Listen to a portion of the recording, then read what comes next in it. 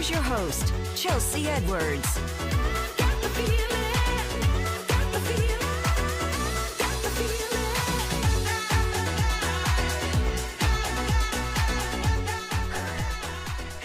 Hey, besties. Welcome to another episode of Chattin with Chelsea.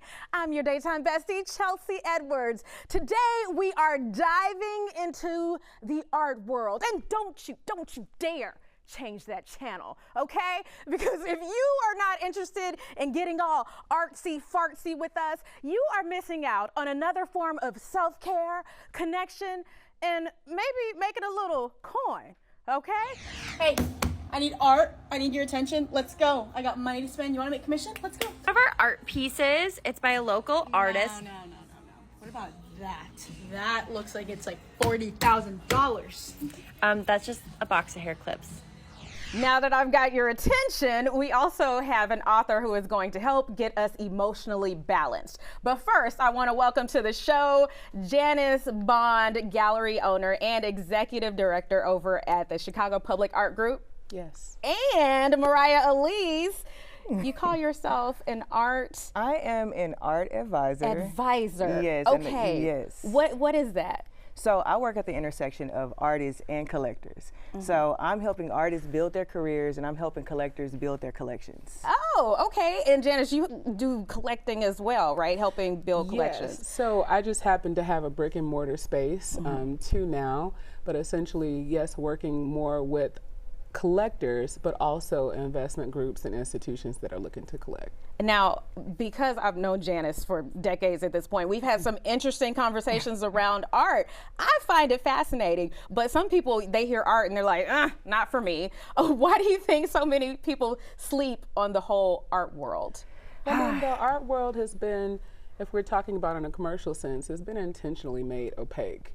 I mean, there's so much about it that seems like it's not for you, but it's all around you. I think it starts with the language. I think we have to kind of break down, get rid of all the jargon, stop all of the and just say, hey, this world is for you. You look at art, like Janice said, all the time, and we don't have to speak technical. You don't have to know what it's about. You just have to love it. Okay, so how would you break down some of the technical language? For example, I don't know, I hear neo-classical, I don't know, just throwing words out there. Like, how do we That's break not that important down? unless it's important to you. If I'm talking to a collector or someone who's interested in collecting, we really need to start more with intention rather than language. You know, what is it that you want this collection or this acquisition to do for you, if anything? Because not everyone is looking to collect for the sake of investment. For some people, it's like, I just want what I want. Some people, I'm gonna live with this. Or if it's for your office, this is going to be a part of a communication about who we are, how we work. And for some people, if it's strictly investment, they may not ever see that work at all. It may sit in storage. So first it's starting with the intention, but you know, language. Start with love. You just start with what you love, go a little bit deeper of how does this make me feel, and then end with legacy. End with legacy. Okay, I love that, because I'll see things and I'll get certain emotions. Like, okay, tell me about this piece, Mariah, that you have right behind you. For instance, so Lamont French, so he's an artist that bridges the past, the present, and the future. And he does that through symbols that we all know. Like if you're looking at that piece, you see lilies, you also see the American flag. We know those symbols. So off bat, you can look at it and you can say, okay, I think that I know what this is saying. And then when you go a little bit deeper and you get to know the artist, you get to know the artist's story, and then that kind of brings you in a little bit more. And then you explore, is this something that I actually want to live with? So now you've decided, I like it, I've gotten to know the artist. When I want to live with something, is this something I actually want to look at? Do I want to engage in conversation with my friends, my families? And also, do I want this to be a part of my legacy? Do I want it to be a part of the story that's going to be told about me when I'm gone? Also, when you're thinking about legacy, there are some people that look at artwork such as this or, you know, many others, and they're like, I don't understand that. And that's fine. You know, sometimes there are these elongated and important stories that the artists have to tell about their work. And as a collector, you need to understand that you don't necessarily have to know all about it. You don't necessarily even have to ask. If it's something that sparks something in you, then it's for you. And that's when you start to have those more internalized conversations about what does this mean for me to be a collector. If you want to not call yourself a collector, don't. Just own what you want to own. Okay, well, I can't wait to give myself that title. We're gonna work on that part. But what about the people who really do see this as something they can invest in? Like they don't really care about the feelings, but they just want to possibly make some money. Is that something that collectors see in their lifetime? Yes, it is. And I still think that involves you starting slow. The collectors that I work with that have been collecting their entire lives, what has happened for them is they started collecting younger in their life or earlier in their life, and now that they're at the end of their collecting journey, they've seen this work appreciate over time. And that came from them being intentional, like you said. That came from them actually spending time with the artist, but also it came from them investing in the artist. And that's for the collectors I work with in particular. They've invested their time into the artist and that artist's career. They've pushed that artist, they've gotten that artist into museums through their relationships. I mean, there's so many different avenues that you can take as a collector to help appreciate the work. And there needs to be an understanding that that is how some of your favorite historical artists came into play. It wasn't just about transactional patronage. It was about being a true benefactor. When you're looking at things like the Menil, the beloved Menil here in Houston, Dominique de Menil was not just a patron, but a benefactor, right, for both artists and curators. And so when we're thinking about being a benefactor, it's about what does it mean to truly support a creator's practice outside the transaction of art. And where that may seem like something that doesn't have an immediate return, if you have the capacity to do that, whether it's independently or collectively, it absolutely should be done. Okay, now I love how you touched on the community of it. So we've got to get more into that. And then how we can help take care of ourselves through art. Okay, guys? Absolutely. We'll be right back after this. Come back to me. Back to me. We're back with Janice Bond and Mariah Elise talking about how art is actually a form of self-care. Explain this to me, please. When I wake up in the morning and I see the art on my walls, to be honest with you, that just energizes my entire life, my entire day. I need it. And I'm one of those people that actually need to live with things that heal me every day. I need to live with things that are aesthetically pleasing and things that remind me of who I am and who I need to go into the world and be. And that's really healing for me. It might be different for others, or it might, art might do something different for you energetically in your home. But I think it's incredibly important for you to just take a moment and stare into something, whether it's abstract like Erica's work or whether it's symbolism like Lamont's work, something that's going to remind you to remind yourself who you are. So that's the healing part of it. That's the healing part for me. Well, it's important to remember that art is a communication. Yeah. Okay. Art is a form of communication. Art is an exchange of energy. So there are plenty of things. Think about like the Cy Twombly, going back at the Menil, or the architecture, the Rienzi, like many other things around the world. Piece of public art, a sculpture. When you go somewhere, you may not, before you even look at the tag or the tab or anything, there's something that draws you closer. That is an exchange of energy. And so you could bring that into public space, which is what we do at CPAG. You could do that with your home. And I too am a person, whether it's art, plants, scents, everything. My home has to be your charging station and a reflection of who I am and my position in this world. And that's also the same for work. Think about when you go to these law firms, or, which many of my clients are in law, or a medical office, or you see this beautiful abstraction. Many of these are abstraction, these pieces. They communicate something to you. The medical field, there are plenty of collections all around the world that are focused in the medical field. That's not just for decor. It's supposed to invoke and in many ways settle or calm the people that are experiencing this work while they're at the hospital. So if someone sees something that they like and then they do look at the tag and they say, oh, I don't know if I can justify that as a self-care piece. What do you typically recommend doing in those cases, especially if they really love a piece? Continue to revisit it. I mean, especially if you're at a museum. At many museums, the work stays up forever. Okay. Permanent collections exist. And so when you find things that make you pause, revisit it. If it's a case of you're at a gallery and the show's only going to be up for a little while, take a picture. And remember that moment. Get to know the artist. Maybe you can go to their studio. Maybe they have something similar that you can look at. Maybe they have something smaller that you can get from them. Or print. And it's important to note that museums traditionally do not sell artwork, but that does not mean that the artwork that they have on view is not for sale. If it's a part of their permanent collection, usually it's not for sale. But if it's a piece of artwork that's from just an exhibition that's come in and it's temporary, then usually it's a gallery or that artist may be self-represented, you know, which is rare usually with museum showcasing artists. But you can reach out to them and find out. And I want you to know that it is very common, no matter the status of the collector, for there to be payment plans, financing, and a number of other things. Okay. So do not be fooled. Okay. You know? No, I mean in the sense of like there's flexibility. So fiscal responsibility is a must, but also know that some of these conversations around the how one may acquire, there's some density there that can be explored. There are some things that we could do to have these things in our home. Absolutely. That's so good to know. Payment plans. Payment plans. Print. I'm surprised to hear you say prints.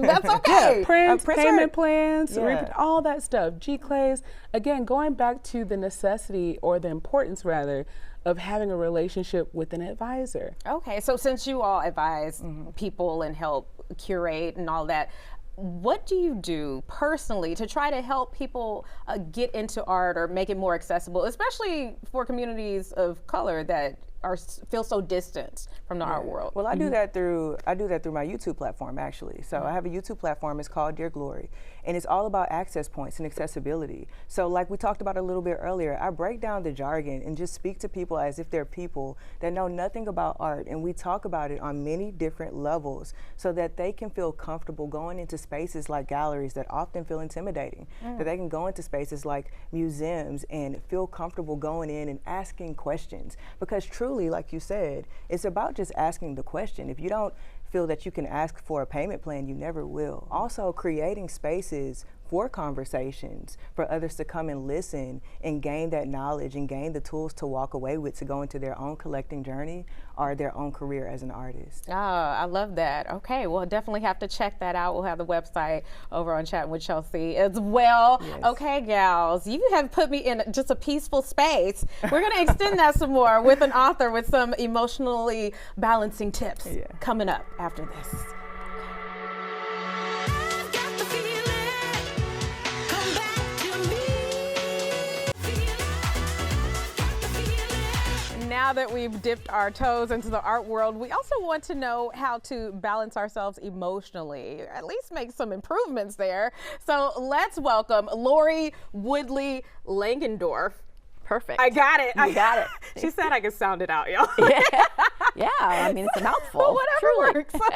Welcome to Chattin with Chelsea. Thank you for Thank having you me. for coming, visiting in yeah. town. Grateful to be here. Yes. Okay, so you've written this book, SEL Muscle Mastery, 6 Tools for Building Resilience and Connection in Schools and Communities. Now, SEL is Social emotional literacy, which is really the same as emotional intelligence, and some people know it as EQ. So it's all the same. Okay. It's just, you know, depending on the audience you're talking to, you're using one of the terms. Why is emotional intelligence important? Well, emotional intelligence is like the skill that we say, yeah, we need some of, but really it's the skill that makes us be really great humans. It's the skills that we need to feel ease and balance. It's the skills we need to pay attention to what we personally need, what somebody else we care about needs, and maybe and hopefully what our environment in the world needs. So the EQ skills are the things that we don't do a great job educating students on. Okay. But people with low EQ skills have a hard time at work. They have a hard time getting up. They have a hard time bouncing back from a hard moment. And the pandemic taught us all that really big things happen, right? Yeah. And in each of our households, things happen. How we handle the things that happen really is, our EQ is measured by how we handle what comes at us, especially the hard things. Oh, yeah. So this is something you feel we should start teaching early on. Absolutely. Okay, why? Like, I mean, I understand the importance of the skills, but especially when we have students or young kids. Yeah. So our students is my why. 30 years as a school counselor, it's the young people that really need the skills that we might not get till we're adults. And it's teachable. Like, our students need to have the idea of, if I fall down or I get a bad grade or my parents tell me no to something, that I can recover from that. And over the course of a lifetime, really, of being a school counselor, I realized that we were seeing less ability to recover with our kids, and that resiliency, confidence, it's okay to fall, it's okay to make a mistake. I can come back from that. People call them soft skills. I think they're critical skills. Okay, I agree as well. So how do we get our kids to start building that emotional intelligence? Well, I think one of the best things we need to do is keep them engaged in the learning of social emotional literacy and not just tell them. So think about the golden rule. How old were you, or how old are people when they know the golden rule? Ooh, I feel like you just grow up knowing that one. Yeah, treat 4 or others 5. as you want to be treated. Right. But it really hasn't created a nicer, more kind, just society, right? Our communities are still struggling with those tools. So really we have to practice those tools in real time in order to understand our why. When we feel the results of doing something that makes somebody smile, when we feel the results of a good night's sleep for ourselves and how we treat others nicer if we're rested. Yes. Like, we can tell people all the time, do this, don't do that, but it's a concept. We have to feel it in our bones. And so I think teaching it to kids, practicing it with adults, it comes through play, actually. Okay. All right. Explain that play to me, because I have a 4-year-old. So I am very conscious of him watching everything that I do and how I react to things. Like the other day, I wanted to just scream because all these things were going wrong and it was just like a stressful situation. But I have this little one and I want to teach him how to handle his emotions as well.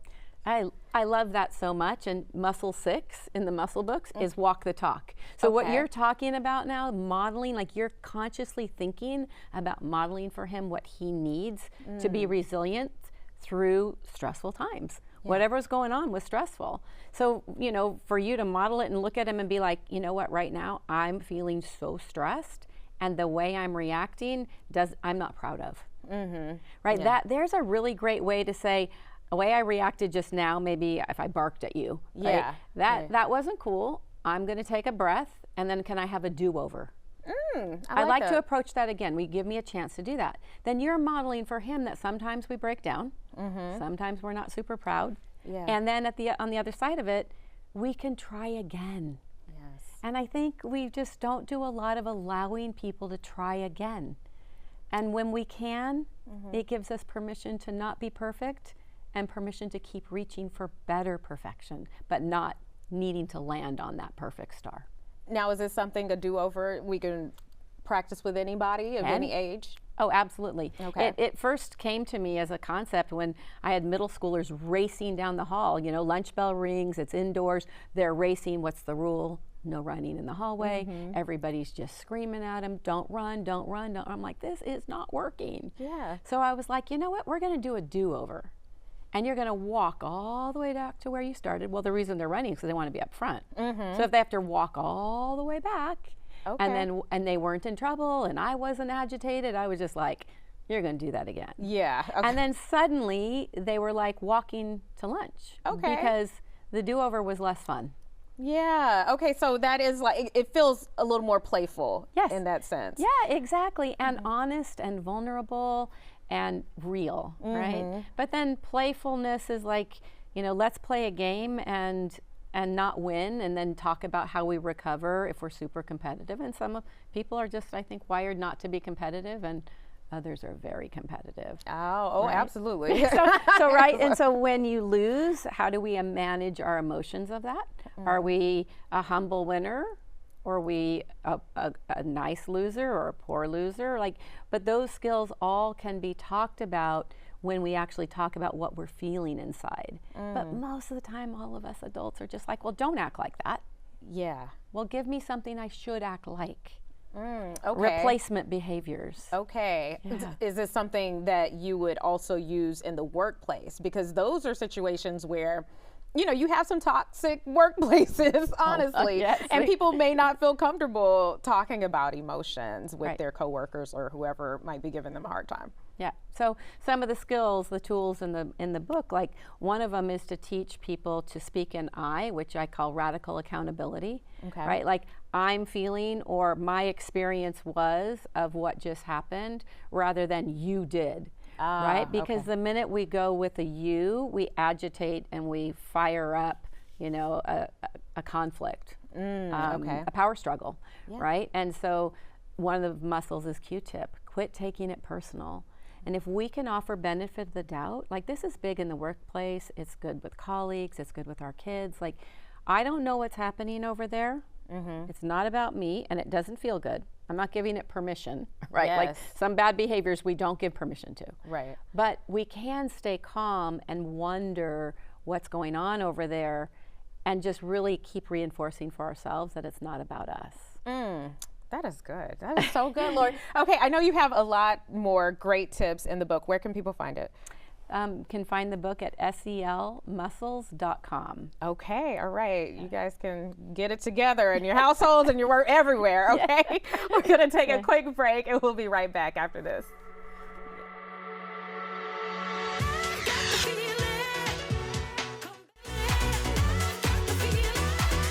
Learning about art and emotion. We hope you feel a bit more taken care of today. Keep up with us on social at Chelsea Show Fox. Wardrobe provided by Trezor Cache Boutique. We'll see you on the next Chattin with Chelsea.